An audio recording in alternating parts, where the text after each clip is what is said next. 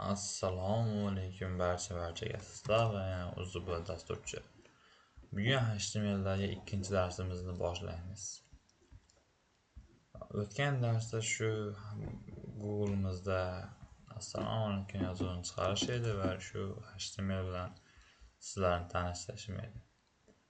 Qanday HTMLda kod yozishni astoydil boshlab olamiz. Mana shuni o'chirib olamiz va live serverga o'tamiz. Bizda hech bir yo'q. Ya'ni bo'sh browserimiz. Bugun o'rganamiz, ya'ni title degani bu sarlavha degani. Xo'p, keling shu yerda sarlavhaga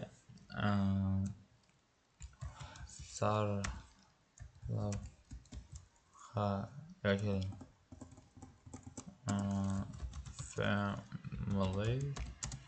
Family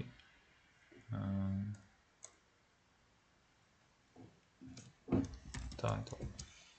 Family title deb qo'yamiz, ya'ni sarlavhalar oilasi.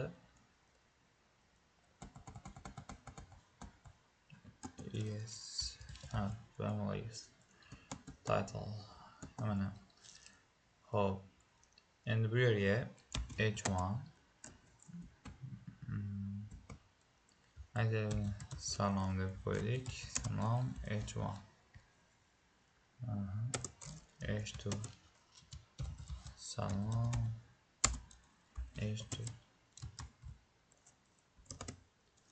h3 salom h3 h4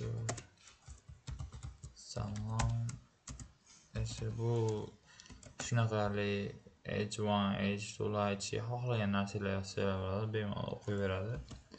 h5 salom kalles deb qo'ysangiz bo'ladi. Bunga xohlagan matnlarni, xohlagancha so'zlar, har xil so'zlar bemalol kiritishingiz mumkin. Buni ahamiyati yo'q. h6 salom h6. Mana shu h1 dan h6 gacha sarlavhalar oilasi deyiladi. Shu sarlavhalar oilasi bo'ladi.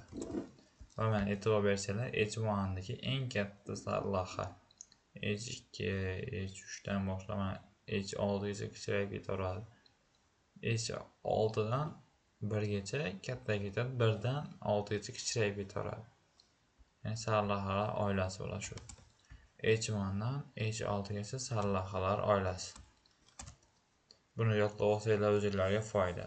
Misol daftar olib h1 dan h6 gacha sarlavhalar oilasi ekan, ichiga matn kiritsa bo'lar ekan, bunaqa kod bo'lar ekan, shuni endi xohlagancha matn kiritsam bo'ladi, endi daftar yozib bemalol tahlil qilib, agar kompyuter notebooklar bo'lsa ko'rib, amaliyotda ko'proq qilib shug'ullanib yaxshilab o'zlashtirishinglarga umidvor va tilakdoshman. Xo'p, h1 dan h6 sarlavha oilasi dedik.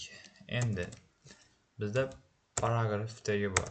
Bu paragraf degani har xil matnlar uchun degani. Aytaylik, shu yerga lorem 20 desak, bizda mana 20 ta so'z chiqadi, 20 ta. Bu paragrafdagi asosan matnlar uchun mana bu lorem degani sizlarga inglizcha matn chiqaraveradi, xohlaganinglarcha. Lorem 10 desanglar 10 ta matn, lorem 20 desanglar 20 ta matn.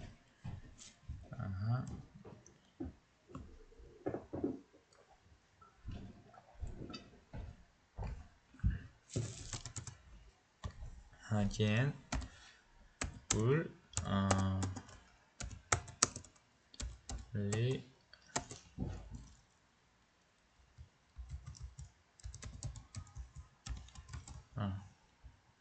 bizda aytaylik, nima desam bo'ladi, men dasturlashlar aytganda navbar taglari bo'ladi. Shunali misol hujjatlarni ko'rsatsa shunaqa nuqtalar bilan qilinadi-yu, o'shani yaratmoqchi bo'lsak, lidan foydalanamiz. Li aytaylik kalles yozsam shunaqa chiqaradi. Asosan bor dokument ishlar qilganda kerak bo'ladigan narsa. Ya'ni nimaga kerak buni desanglar, bu li tagi hamisha shu ul ichiga yozilishi shart va majbur. keyin bizni ol bor. Ol aytaylik bunga Ahrobek. Mana o'tib yashasa, mana ko'rasizlar, bunda 1 bo'ladi, mana 1. Aytaylik, yana shu ol ichida yani li qilib men deb yozib qo'ysam, shu 2 bo'ladi. Mana. Turlar xuddi shunaqa narsalarda haqiqiy kod yozib qilsanglar bo'ladi. Masalan, matn holatida emas, kod yozib yaratib qo'ysanglar bo'ladigan narsa.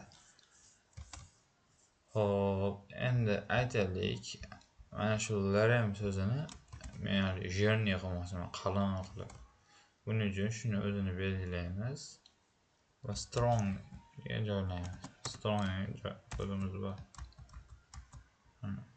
Shuni Ctrl C qilsak nusxalandi. Ctrl X deb bosamiz va strong deb yozamiz.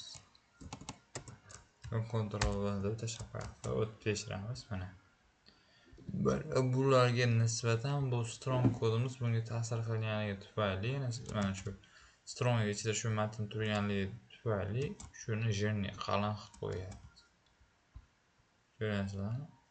Endi buni ham Ctrl C qilib o'chirib, Ctrl X deb bosib, kodini yozib qo'yib, Ctrl V tashlab qo'ysak, mana bu endi mana qiyshaygan holda bo'lyapti. Xo'p, yaxshi. Xo'p, endi nimani qo'ysam bo'ladi? Aytaylik, mana shu elit nuqta bo'ldi.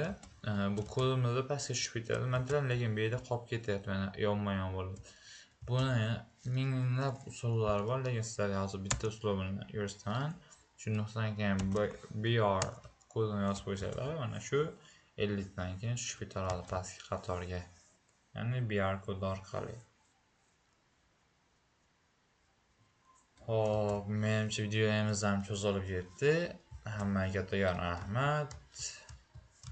Sizlardan UZB dasturchi. Meni Telegram Grab UZB plus nima desam bo'ladi.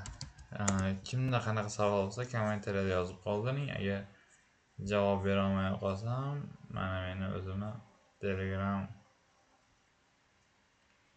sahifalarim, ya'ni UZB dasturchi Grabga murojaat qilishingiz mumkin. Agar u yerda vaqt kelib ko'plab odamlar bo'lsa, ular ham sizga yordam beradigan umiddaman. Sizlardan Ahrobek, hammaga kattakon rahmat.